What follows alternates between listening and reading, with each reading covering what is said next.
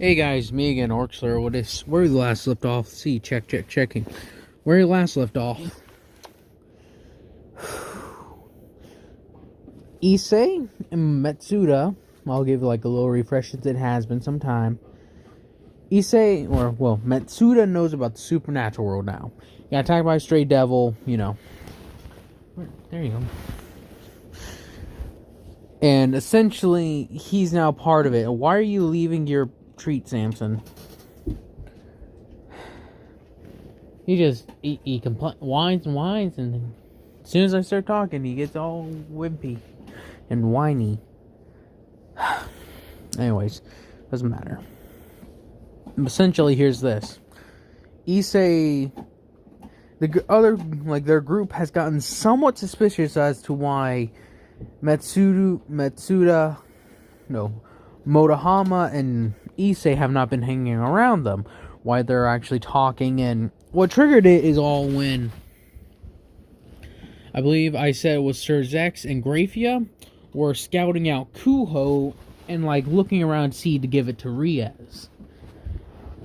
And his mom sensed it, and so did Issei, though they pretty much contacted one another. It's just like, hey, yeah, get dog, come home, essentially is what she said. As that was happening, they sort of let's get forward when the funny part happens. Matsuda, like they thought, like his little friend group, Motohama, or Matsuda, Katase, Murayama, and Aika, thought Issei and Moda were gay. It's funny, I know. Anyways, as that was happening, Matsuda let it slip that they have a certain magazine type that really shouldn't have, or at least in their eyes, they shouldn't have. And so, Katase and Murayama, being the paragons of virtue they are, decided to give Matsuda a couple of whacks. As Motohama tripped him to get away, but Issei's mom goes through a whole thing about thinking of what I called him Hizashi. And the last part is the name I heard him get called, so that is what I will continue to call him. I don't know why I said Hizashi. If I remember, I think that's his name. Okay, I just looked it up. Apparently I'm wrong. It's Goro and Miki. Yeah, I guess that's their names. Goro and Miki. I guess I just said Hizashi because of Deku's. My what if Deku's when I have him in it. So, sorry about that. Oh. Stupid. Sorry. Had to get a bit of nail. But anyways, as I was just changing my mind. Anyway, she goes on to have like a little flashback to when she met Goro. And showed them how they met. And that's also where they met Freed. Yeah, his encounter with Issei's dad kind of drove him insane. Because Issei's dad burned them all alive. So, Freed has kind of snaps. But anyways, as when Issei got home, his mother was waiting for him. And dog betrayed Issei. So anyways, I'm going to cut to like Issei, if I remember, the anime takes place around the time when Issei's like 16, 17. I'm going to say Issei's around 15. So it gives him like a year. I'm going to say we're going to fast forward 6 months later. There has been an increasing like amount of activity around the whole area. Sir Zex, I believe Rias had actually gone to, I'm just going to say she has gone to Kuokami since she would like first start going there. So with that going as that, Issei and his mom have had to try and keep an even lower profile, along with trying to keep their powers more reserved and hidden, so that way they don't accidentally like broadcast where they are or what they are.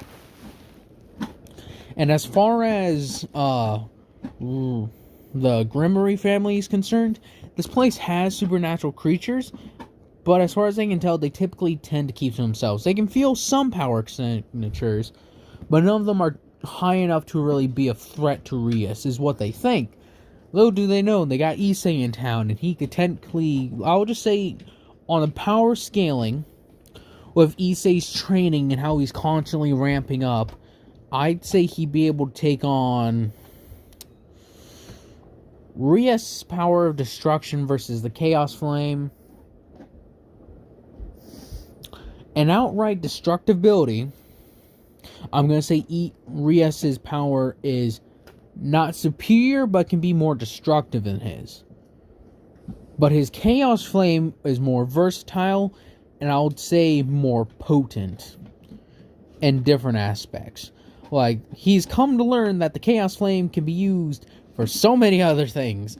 Like I've said before, any pyromancy you can do in Dark Souls, any of them, like even like Power Within and all that, he can use them. So, the only one I would maybe make an exception for is probably the Poison Mist. Like, stuff like that is where I'd probably say no to. Because in my mind, that just wouldn't make sense, how the Pyromancy is transformed to Poison Mist. But he does got, like, Fire Breath, Flame Whip, Chaos Storm, and like healing, like the warmth that like heals you gradually. Those are the abilities he has. He mainly tries to stick to melee combat, like, because he does have like increased strength and all that, and he is quite bigger than your average, 14, 15-year-old. He's stronger and taller than your average one. Motohama has actually gotten a bit of a bonus too. Like, he's a bit like a fraction, like I would say 25% stronger than someone his size would be, like his musculature, for a simple fact that weapon that was given to him, it's sort of like bonded to him. Like I said, with a sacred gear, it bonds to the soul and like helps their wielder go along. It sort of does in the same way when he uses it. It increases strength, stamina, all that sort of deal. And there, like I said, there's passive effects when he's not using it. So as we're going through this, there has been a few stray devils pop up here and there. None of them are too powerful to where, like, Rias gremory or any of them would know about it quickly, since they don't give off such a high power signal. But Issei and his mom take care of him. Mainly Issei, since he wants to get, like, more powerful. But his mother has been having him, like, go out and outfit, sort of, like, what's the best way to say? She makes him dress up, in a way, to, like, cover his identity. And he never speaks when he has a thing. As well as the fact he brings Dog as well as Motohama along every now and then, so that way they can get some skill and practice in.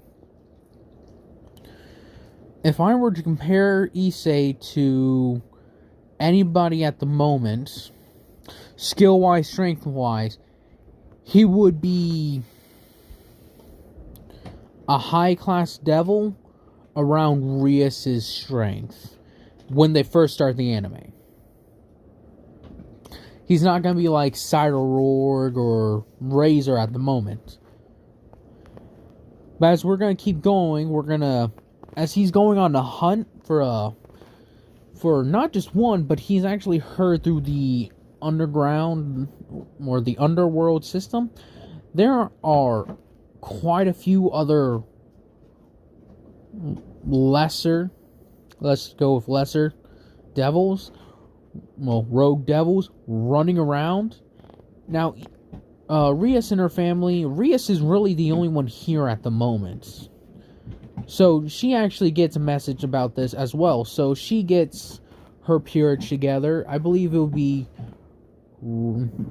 let's see, if I remember, it's going to be Kiba, Akano, Kaneko, Rias. I believe they are all together around at this time. But Koneko and Kiba are going to different schools. Anyways, That's how it's going to be. So she sort of contacts them at different times, so that way they can actually meet up and discuss about let's call it a battle plan. Issei at the moment is just hunting them down, as he's with Motohama and Dog at the moment. They're hunting down some stray devils in the area that have been killing a couple of people. As they're discussing what's the exact plan, Issei and them are just... Sorry, I've backtracked a little bit. Issei and Moda are just hunting them. Just straight out. They don't really care about strategy. They are just going to kill them. And they've got a good idea of where they are. A lot of these little lesser stray devils have banded together to try and increase their strength of survival, or their rates of survival. Sorry about that. Samson kept on whining. Anyways, as they're hunting down these stray devils that have gone into their own little groups, none of them are powerful, but they shouldn't get cocky, arrogant. They shouldn't try to not take them seriously. As Issei and Motohama were taking them down, they took down the first group, which they weren't anything special. They were rogue devil, stray devils that sort of mimicked harpies, as I'll say these are what these ones were. They got a few bodies scattered around, few things of bones and such. But nothing too grand. As they follow along with this, Issei and Motohama is actually questioning Issei. It's so are we gonna actually tell anyone else about these things? Kitase, Mariyama, Matsuda, or maybe even Aika. It's just no. As he's why not? He's Motohama, I didn't even want you knowing about this world. You were just extremely unlucky. The amount of unluckiness you had to have run into a stray devil that powerful is insane. And I'm kind of scared that if I leave you alone for another minute, you may end up running into a Mao. It's just a Mao is the highest level of society a devil can have. Alright, keep up. Issei's going on to explain why exactly he's not letting the other ones know, at least willingly, of the supernatural world existing. As they're discussing this, Issei still has his axe implanted in the head of one of the harpies, as Motohama has literally impaled another. Or, cut off her head. So, stop trying to take each other's treats. You're just fighting over the same exact thing.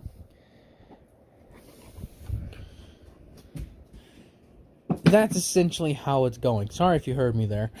Samson Scarlet, you know the two of them, literally just traded treats 3 times in a row. I don't know why. Sorry for the interruption.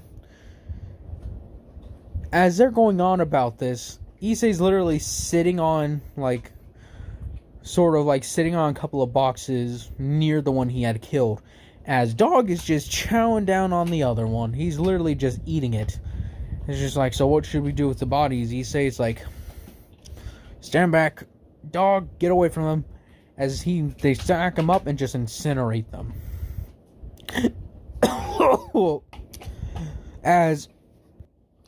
Sorry about that. I had swallowed a thing of spit that went straight down my throat. Oh! That blocked one of the pipes. But essentially, Issei does this. He burns the bodies. Then you have somebody who's watching from the outside. A white-haired little girl. As she's watching this, as Motohama's got a disguise too, and Dog is in his chaos mode, or chaos demon mode, she actually wants to go and try to report this. As she does, as Rias is just what? What do you mean this is what happened? It's just I don't know who they are. They're just dressed in weird things. It's like, I'll come and sort it out, okay? Koneko, she's like, wait a minute. As issei sort of felt a hint of magic being activated, he's like, Motohama, we're being watched. Don't look around. So Motohama's just like, It's like, really? It's like, how can you tell? It's just like, felt a speck of magic go off. Unmistakable. It's devil.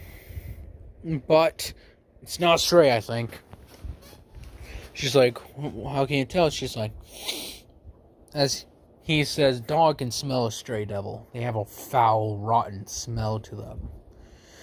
So this one's like, what part of, like, what makes the difference between a stray and non?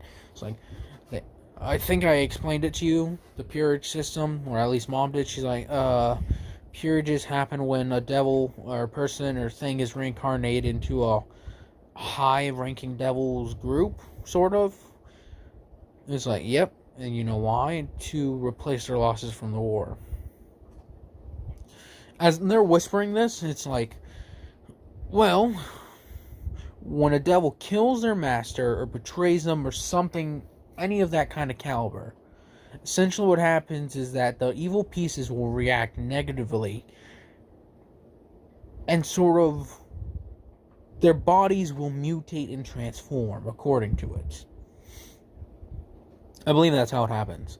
Anyways, as they're going through this, Deku sort of, as Konako looks away for a bit, he signals Dog to find, as Dog actually goes out sniffing, but he goes into his normal mode and walks very quietly. As Dog has made his way out back, as Konako's talking with Rias, he jumps up, quickly snatches Konako, and jumps right back into where they were, as she is literally dropped at Issei's feet, not Deku. Issei's feet, as he sort of charges a bit of the Chaos Flame to sort of, as I'll say this, he's actually found a way to enhance pieces of clothing, similar to the weapons. As Issei goes down, grabs her by the, and sort of like forces her to stay on the ground. It's like, as Motohama's just like, it's just a little girl. It's just like, don't be fooled. Even little girls in this weird, messed up underworld, supernatural world can easily level mountains. Remember that, alright? It's just like, hey, okay. As Motohama actually gets his sword out, as he's just like, I really don't want to kill her, but just in case. As Dawn gets transformed back, as Issei has a mask on, as the mask is sort of like a bright orange, like flame-like pattern, like bright orange, and at the center of it, it's sort of like a circle, like the beginning, like a spark, sort of. This mask is enhanced with the Chaos Flame, so it's more like a full plate helmet, essentially. At least in the front, so it will be able to, let's just say, it could take an axe swing to it. He's still going to feel the force, but it will not, like, cut or break or anything like that. That's how it worked. That's how his weapon, he sort of has made it work. But he does have to activate it for it to work like that. But he has given Motohama, he has actually given him a hoodie. I'll say it's like a hoodie with like, let me change that. He's given him like a leather jacket. The leather jacket has also been enhanced to some degree. It's not great, but it will like keep from like getting tears or from him just like getting scratched up and all that. You know, large cuts and stuff. And maybe, like, save him a bit of protection from, like, blunt weapons, like a punch. Whereas something would, like, maybe break something, he'll get bruises. Just examples like that. As they're holding down Koneko, they're like, now, what do we got here? as he has his axe like at the ready, as he's like, state your name and business. As he's sort of changed his tone to be more cold, it's like, name, business. As she's freaking out a bit because she has this thing, so she activates her rook strength and essentially tries to throw Issei off her. As when she goes to grab his arm, he just sort of pushes down more, activating more of the chaos flame available to him, and sort of strengthens him so that way he's holding it down. As you can very faintly see like glowing like orange lines across his skin.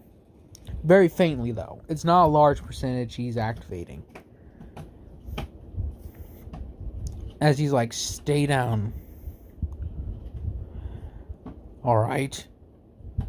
As he's keeping her there, he's like, now name, business, and who's your master devil? As Konako eyes widen as she's like, oh crap. He's like, alright. You don't wish to tell me your name. Sorry about this. As he reaches up and just punches her in the face. As she was not giving up any information, so he decides he gotta knock her out to make sure she doesn't try anything.